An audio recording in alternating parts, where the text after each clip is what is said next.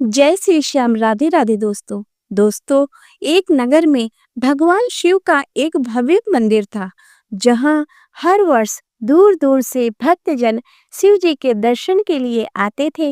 श्रावण का महीना था। दूर दूर से कांवड़िए कांवड़ लेकर भगवान शिव को जलाभिषेक करने आए हुए थे।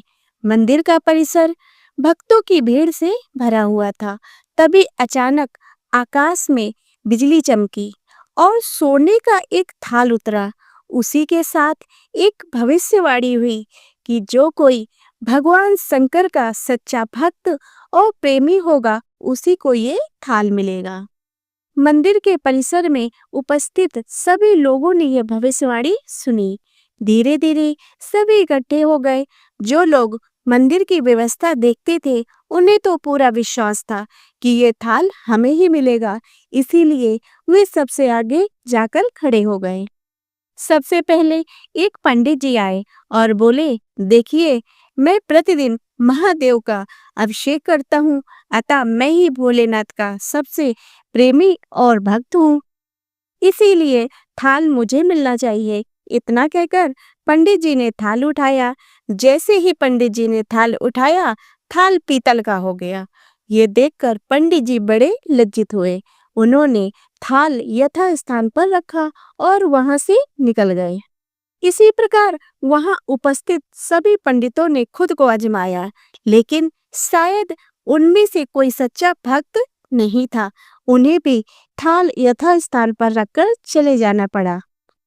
इसके बाद उस नगर के राजा का आगमन हुआ। राजा आगे आए और बोले, मैंने महादेव के मंदिर में बड़ी भारी दान दक्षिणा दी है, इसीलिए ये थाल मुझे मिलना चाहिए।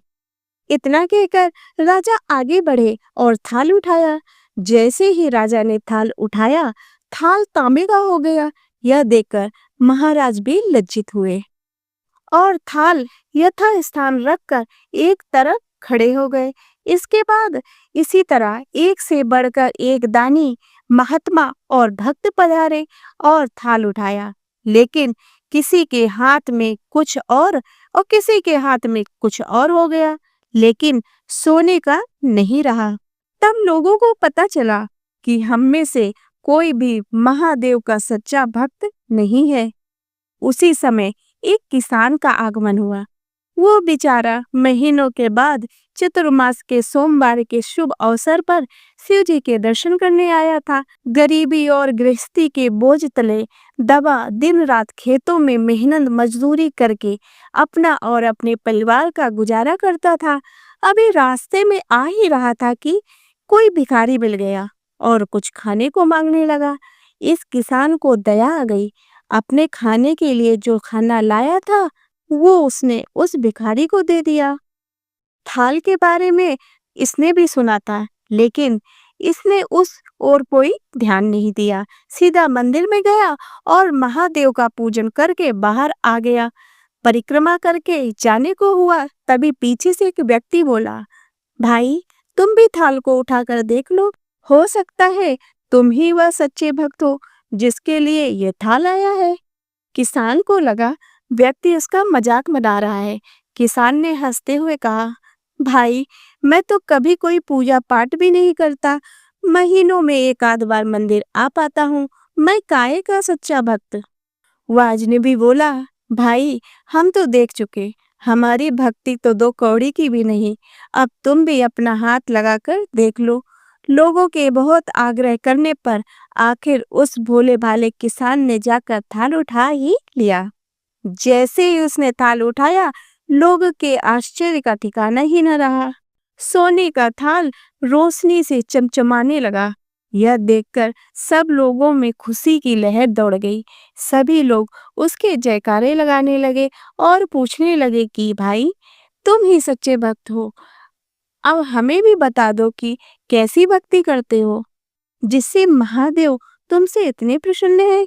तो किसान बोला, भाई, मैं कोई भक्ति नहीं करता, मैं केवल दिन रात खेतों में काम करता हूँ और थोड़ा समय निकालकर जरूरतमंद लोगों की मदद करता हूँ।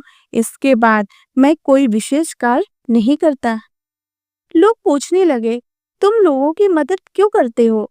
हंसते हुए किसान बोला, सुकून। दूसरों के चेहरे पर मुस्कान देखकर मुझे जो आनंद और खुशी होती है, उसे मैं शब्दों में बयां नहीं कर सकता। शायद यही कारण है कि महादेव मुझसे खुश है। इसीलिए हमेशा याद रखें, सत्कर्म का आनंद भी आनंद से ही होता है और अंत भी आनंददायक होता है। आप सैकड़ों मील की यात्रा करके भी दूसरों का दिल दुखाते हैं तो आपकी वह तपस्या, साधना और महादेव का दर्शन धूल के बराबर है। तो बोलिए जय भोलेनाथ की। तो दोस्तों, आशा करती हूँ कि आपको ये कथा पसंद आई होगी। यदि ये कथा पसंद आई हो तो इसे लाइक करें तथा चैनल को सब्सक्राइब करें।